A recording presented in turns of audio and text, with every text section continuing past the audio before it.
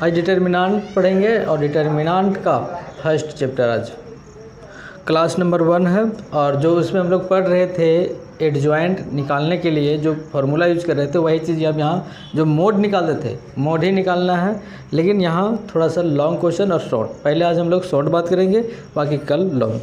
जैसे हम लोग पास उसमें जब हम लोग बोले थे कि इस प्रकार का लाइनिंग रहेगा उसको मोड बोलेंगे। A1 A2 B1 B2।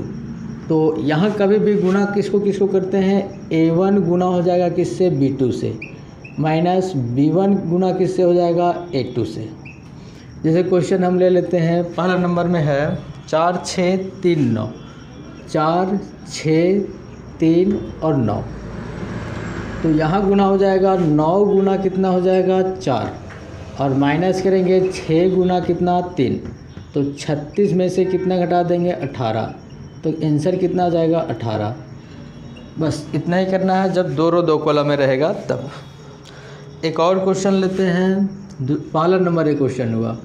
दूसरा नंबर में है 5 6 7 और 0।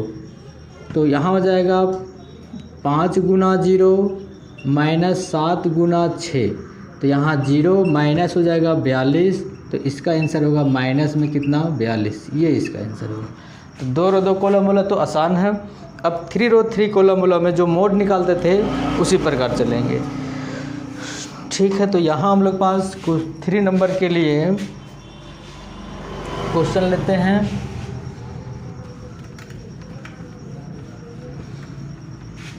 क्वेश्चन में है 1 2 6 1 2 6 और 3 5 1 3 5 1 और 1 4 0।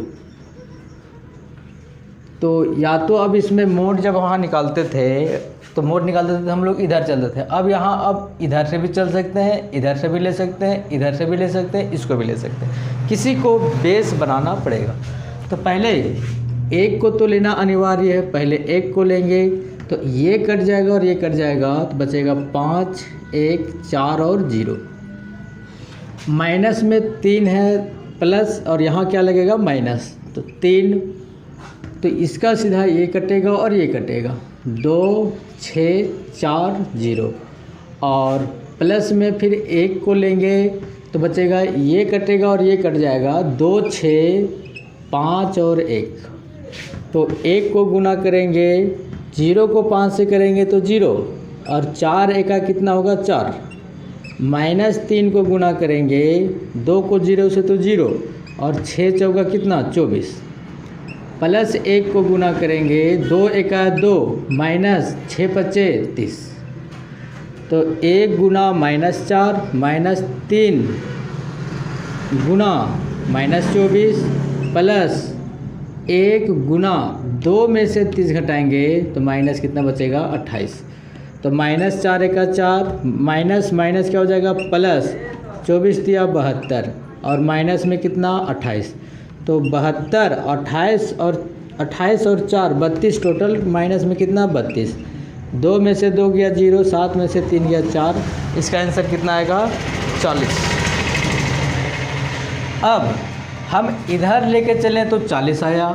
इधर से एक बार फिर हम बता दे रहे हैं, जैसे हम लोग क्वेश्चन में है 1 2 6 3 5 1 और 1 4 और 0। तो अब हम लोग ले लेते हैं किधर से, पहले 1 को लेना अनिवार्य है, 5 1 4 और 0। फिर अब लेंगे माइनस 2 को। अच्छा, ये माइनस कहाँ से लगेगा, तो बोले थे plus minus plus minus plus minus, फिर प्लस माइनस प्लस। हम इसमें ले रहे हैं तो इसको प्लस में, दूसरा ले रहे हैं तो माइनस में, तीसरा फिर क्या होगा प्लस में। तो माइनस 2 को लेंगे तो ये लाइन और ये लाइन ये कटेगा, सीधा में जो रहेगा ये पूरा कटेगा और ये कटेगा। तो 3 1 1 0 और प्लस में आपको कितना होगा 6। तो इसका सीधा में ये कटेगा और ये तो कटेगा ही, तो यहाँ ये और ये कटेगा, 3 5 1 4 3 5 1 4।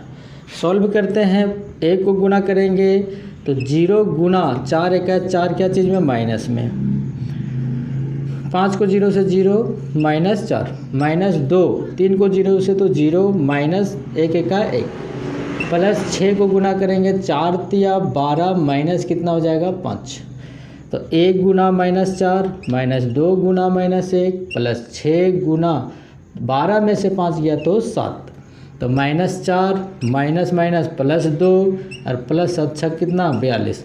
अब 42 और 2 44, 44 में से 4 घटाएंगे तो क्या बचेगा 40। इसका मतलब हम लोग समझे कि इधर से भी चलेंगे तो 40 और इधर से भी आएंगे तो 40, दोनों तरफ से 40 आएगा। और हाँ, जब 2 रो और 2 कॉलम डिटर्मिनेंट का नियम है, जब 2 रो और 2 कॉलम बराबर होगा उसका मान हमेशा 0 होगा। अगर मान के चलो 1 3 1 यहाँ है और फिर 1 3 1 यहाँ नज़र आ जाता है उसका मान 0। एक हम अपना क्वेश्चन लेकर बताने का प्रयास कर दे रहे हैं।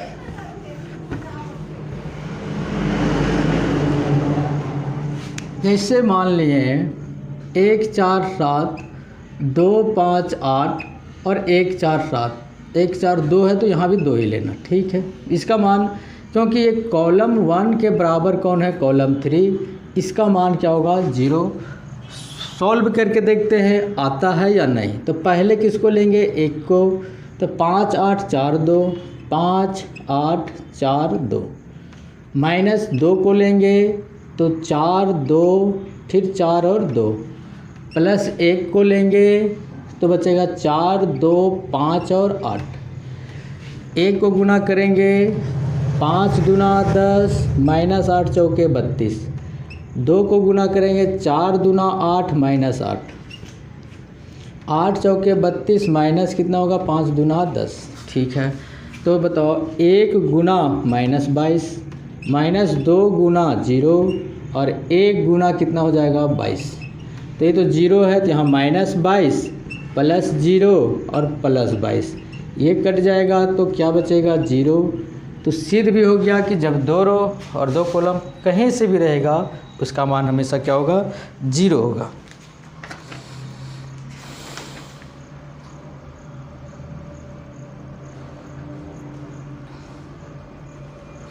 तो एक और क्वेश्चन हम लोग पास है,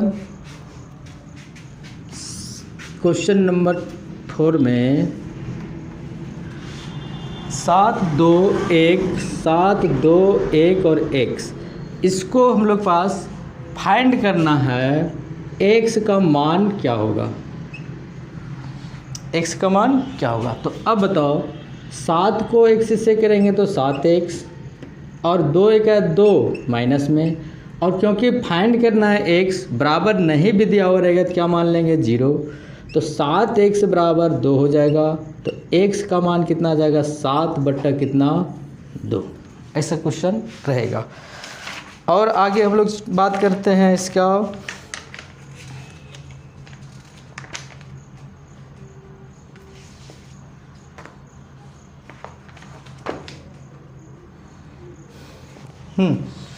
एक और क्वेश्चन हम लोग पास है,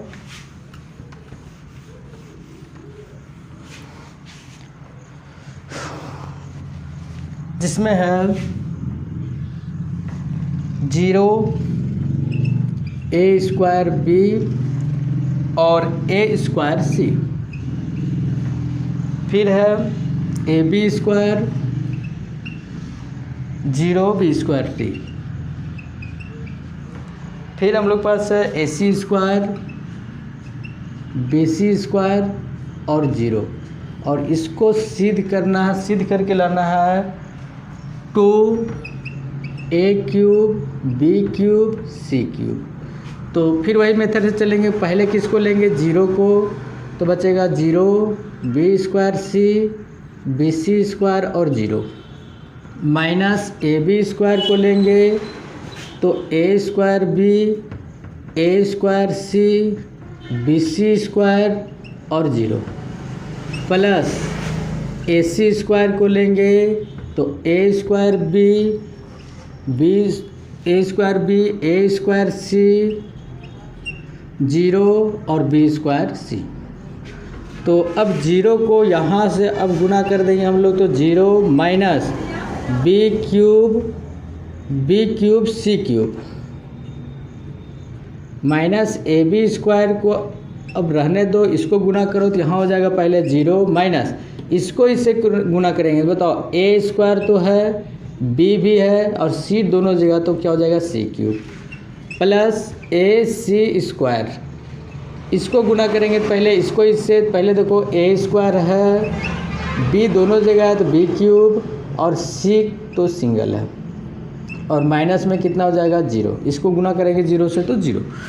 तो अब यहाँ तो कुल मिलाकर क्या बचेगा 0 माइनस माइनस क्या हो जाएगा प्लस, इसको इससे करेंगे तो ए को ए से करेंगे तो ए क्यूब, बी स्क्वायर को बी से बी क्यूब और सी क्यूब सिंगल है तो रहने दो, प्लस इसको अब इससे करेंगे तो ए को ए स्क्वायर है तो ए क्यूब, बी क्यूब पहले से है, सी स्क्वायर को सी से सी क्यूब, तो ए cube B cube c cube यहाँ भी सेम है तो इसको जोड़ देंगे 2 ए cube B cube c cube. ये इसका प्रूव हुआ क्वेश्चन। तो ऐसा क्वेश्चन कल हम लोग पढ़ेंगे, पूरा इसी प्रकार का अप्लाइंग मेथड पूरा चलेंगे। आज के लिए इतना ही। आज सिर्फ हमको बताना था कि मोड के बारे में क्या होता है, किसका किसका मान में कहाँ 0 होता है। बाकी कल इतना ही टाइम। बाय।